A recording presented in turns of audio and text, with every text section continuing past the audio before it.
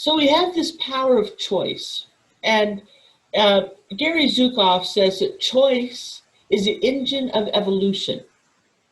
And if we choose consciously, unconsciously, we evolve unconsciously. Yet if we choose consciously, we will evolve consciously. The power of choice is the greatest gift that we have been given, second only to the gift of life. So I have a choice of how I want to respond to the world of human experiences. Today, I am suggesting that we look at this place of loving kindness and the power of loving kindness and learning to express that habitually and intentionally into our world. Our spiritual principle for this week is all that is divine is within me all of the time. And we can choose to respond from a place of love or from a place of fear.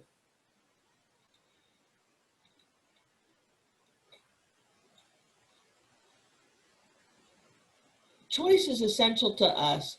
And by choosing how to think and what to do, when we choose from a place of wisdom and compassion and discernment, we actualize our potential to live more fully as spiritual beings through these human experiences that we have.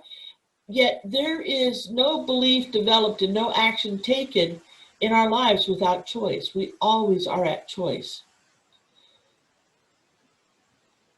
When we bring this to a level of conscious awakening, we direct our lives from that place which is our authentic self, that place where we are truly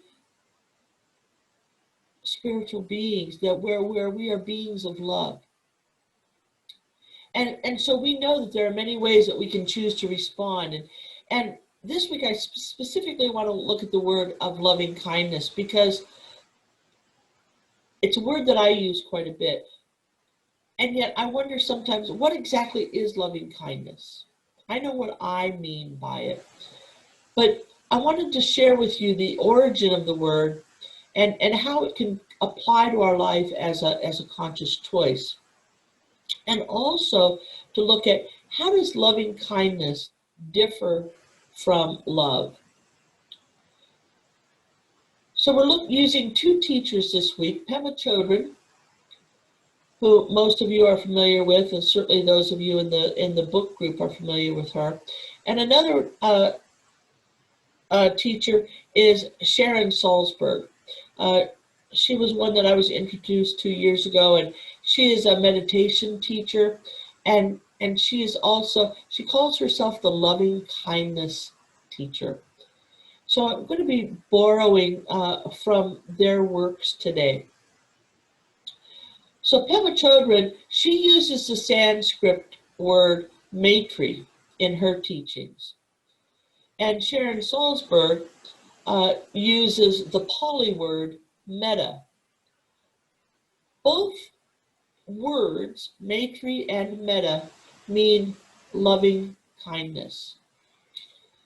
Now, in the Pali language, metta is translated literally as friendship.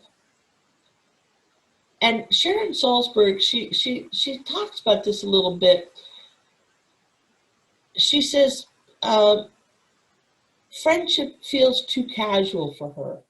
You know, friendship is the person that you say, let's go out to lunch together, or let's go to a movie, or, you know, let's get together and do something, right? It's not necessarily a place of beingness. Metta can also be translated as love. Maitri can be translated as love. And Sharon says, well, you know, love is kind of interesting too, because it's become such a common word. You know, I love coffee. right? Or I love chocolate. I love my dog. I love I love balloons. I love you. Love is very commonly used, and love also is a very complicated word. And when we think about how we use love, and we can also think about sometimes how we have used the word love, we may also think about how the word has been used towards us, and in some cases against us. I will love you as long as these conditions are met. I will love you as long as you agree with me. So love has a lot of things attached to it. And when they were transcribing the ancient texts, the Buddhist texts, they really wanted to have something different than this word love. And so metta became translated as loving kindness, because that is a state of the heart. It is a state of inclusion. Loving kindness asks us to pay attention to one another. Loving kindness is profound knowingness of our interconnectedness, recognizing that we are bound to one another, that there is a cause and effect, there is a reaction to what I do and you do, and it vibrates out across the world. Loving kindness, metta, maitri, remind us that we are inseparate, that there is nothing unconnected about us, I guess we could say. The Buddha taught initially that metta was an antidote to fear. Now, it's not talking about giving in, and it's not talking about supplication or we're just disregarding ourselves. We want to honor ourselves. The Buddha taught loving kindness as a reminder to reconnect with ourselves. In Sanskrit, maitri is the very basis of compassion. And one of the other definitions of maitri is unconditional friendship with oneself. And I like this idea that it's about feeling at home with our own mind and body. And one of the tools most commonly brought forward, practices, is meditation, that we can use meditation to cultivate loving kindness. And so we use that,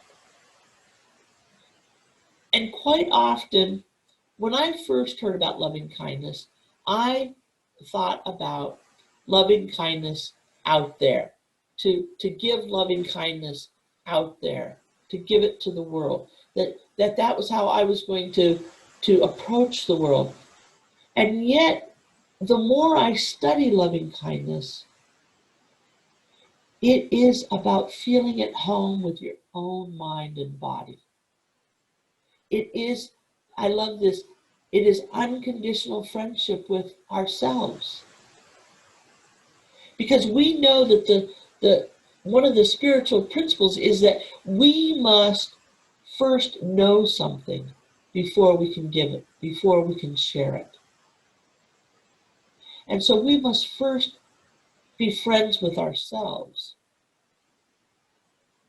before we can offer loving kindness to others.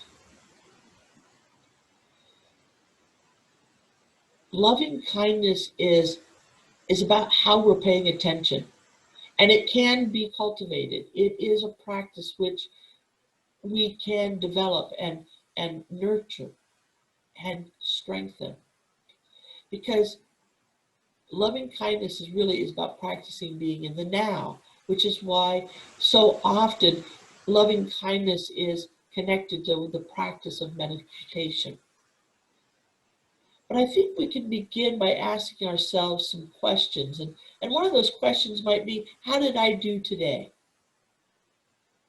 Not in a form of judgment, but in the form of reflection. How did I do today? How was my sense of kindness to myself today? How was my sense of kindness to others? Was I in the present? And was I now? And so we want to talk a little, I've got some questions that we can kind of ask ourselves as we go into meditation. But before I talk too much about meditation, I want to just take a little sidestep here and talk a little bit about prayer. Because Reverend Edward mentioned this, that sometimes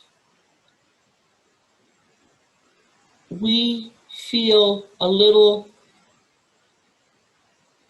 uneasy or we question ourselves about, well, am I really a spiritual being? Or sometimes we question the principles.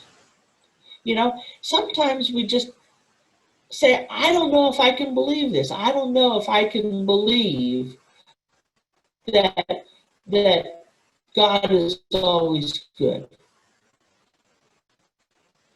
Maybe sometimes we question this. And so I want to talk about prayer, in which we make statements of principle through the 5 steps. So we acknowledge, we unify, we declare, we appreciate that it is already done and known in spirit, and then we release our prayer, knowing that it is already done. That's affirmative prayer. However, sometimes I think we need to communicate with spirit a little bit differently. For me personally, sometimes I need to have a really frank conversation with spirit. You remember last week we looked at Jabez's prayer. The prayer of Jabez is not an affirmative prayer. Jabez said very clearly, spare me from pain. Sometimes I need to do that too. I need to have this frank conversation with God that says, God, I'm not quite able to go there. Or I'll say, spare me from the pain that I inflict on others. Spare me from the pain that I inflict upon myself. Now, that's not a science of mind prayer. That's not an affirmative prayer. But that's a conversation. And when we go back and we look at the great teachers, Moses was another one of my favorites. Moses used to say, look, God, you need to help me out here. I'm not sure what I'm doing. You need to help me out. Sometimes we need to have these frank conversations with ourselves and with spirit. Sometimes we need to have these, I like to call them conversations rather than prayers. Sometimes we need to just have this conversation with God to get us to the place where we can then do the affirmative prayer. And I just want to invite you to make spirit your best friend, your BFF, that you can talk to frankly about anything. That you can talk to spirit about your fears.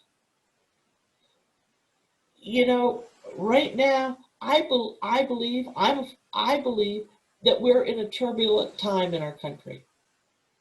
I talk to spirit about that all the time. Like, what's up, Doc? Right?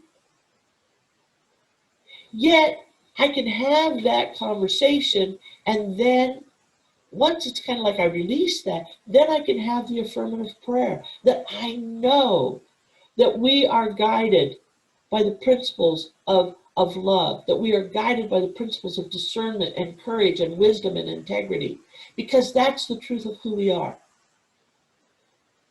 So this has come up, I just did this little insert because this has come up in probably a dozen conversations this week. And I wanted to put it out there to all of you as well. So how does this fit with loving kindness? I think it fits with loving kindness because having Spirit as our BFF allows us to be present with ourselves, allows us to be present with whatever we're feeling, so that we can then move to that place of being one with Spirit. And that's the practice. You know, Pema Chodron says that meditation practice isn't about trying to throw ourselves away and become something different. Meditation is about befriending who we already are. So the meditation really is about developing self-love and then extending outward to developing openings and openness and compassion for everyone. In her book, Loving Kindness, Sharon Salzberg writes, "We spend our lives searching for something we don't think we have, something that makes us happy. But sometimes the very love and happiness that we want can be found just by sitting down." The path to true happiness is one of integrating and fully accepting all aspects of our experience. We must move from trying to control the uncontrollable cycles of pleasure and pain and instead learn how to connect, to open, and to love no matter what is happening. By following this path, we learn to develop skillful mental states, and we can let go of those that are unskillful. And we can align ourselves with an expansive vision of what is possible. And we use the tools of spiritual practice to sustain that vision. So here's a practice I have for you this week.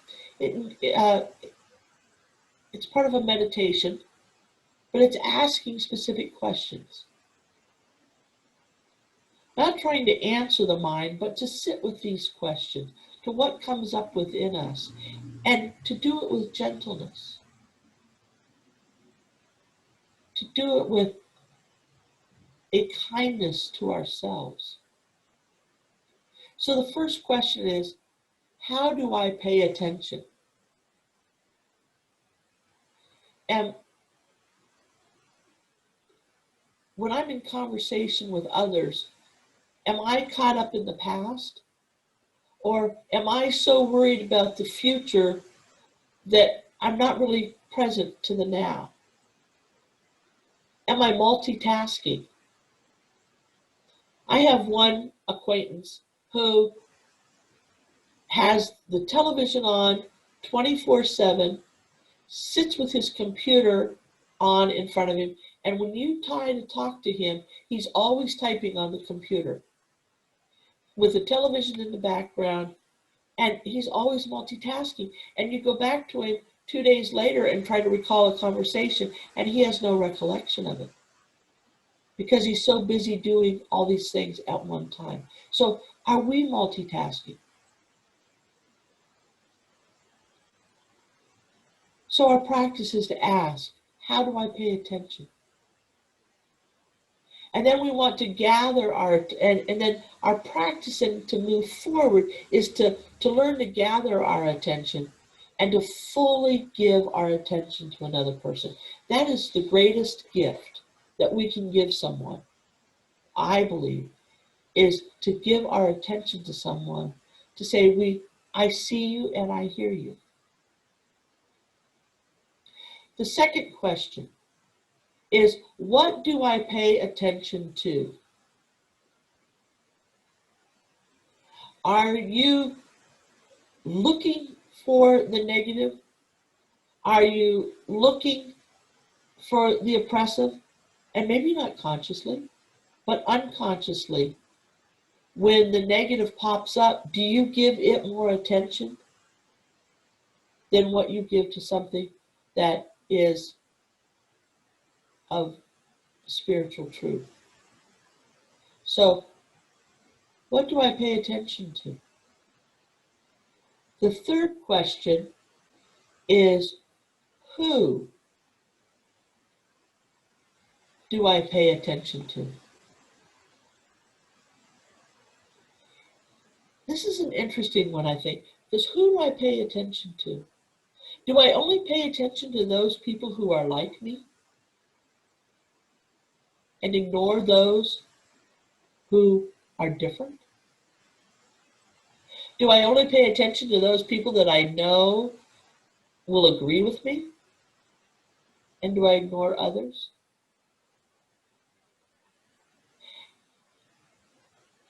Do I look through people? Do you really see the grocery clerk? Do you really see people at the bank? Whoever you interact with throughout the day, even coworkers.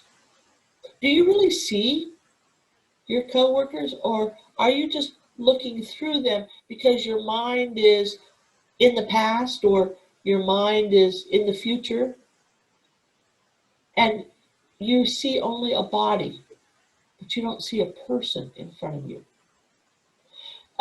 One of the doctors, through this whole COVID experience, one of the doctors was interviewed, and it was really interesting because he said, I never saw the cleaning people before in the hospital.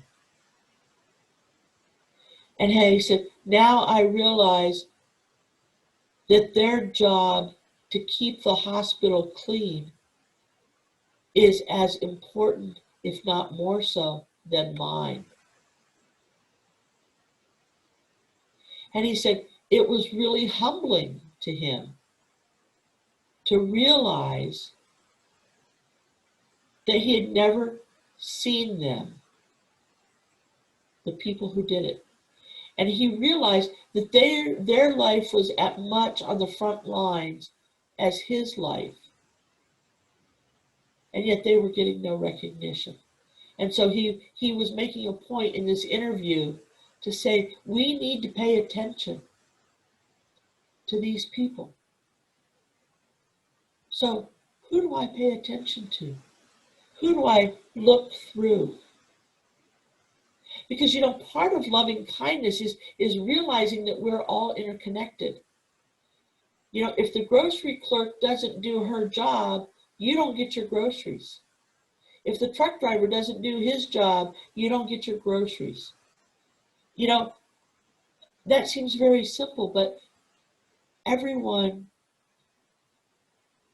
we saw it in the early days of the COVID. We saw it when the supply chain got disrupted in the grocery stores, right? Everybody has to do their job, and everybody is interconnected. And whether it's a task such as bringing the food from the fields to our table, or it is voting, or it is just looking at someone, we are all interconnected. Our job as spiritual beings is to see one another, to recognize and not look through people, but to look at people and to acknowledge them. We do the namaste as part of our service. We need to do namaste with every person we meet and see in our lives. That the divine in me sees the divine in you all the time. The practice of loving kindness is stretching ourselves, is stretching how we pay attention, and to come closer to this fundamental truth of knowing and having a deep knowing of interconnection. Because when we are aligned with compassion,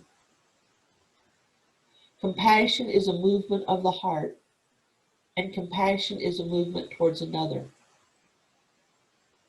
Compassion is a component of loving kindness. Another component of loving kindness is vulnerability. Being aligned with vulnerability, understanding that life can change on a dime, and we don't want to miss anything. We don't want to miss what's happening in someone else's life. We want to pay attention. The third component of loving kindness is generosity. And we can practice generosity of the spirit. And that is showing up as a blessing and showing up as unconditional loving kindness to others. And the fourth component of loving kindness is sympathetic joy, which is just simply meaning I can be happy for another person. I can be happy and acknowledge their blessings and be happy for them that they're blessed, even if I feel like I wasn't blessed, or rather than falling into that place of that there's not enough. Sympathetic joy is saying, I know that there are enough blessings for everybody, and I am happy for the blessing that you have received today.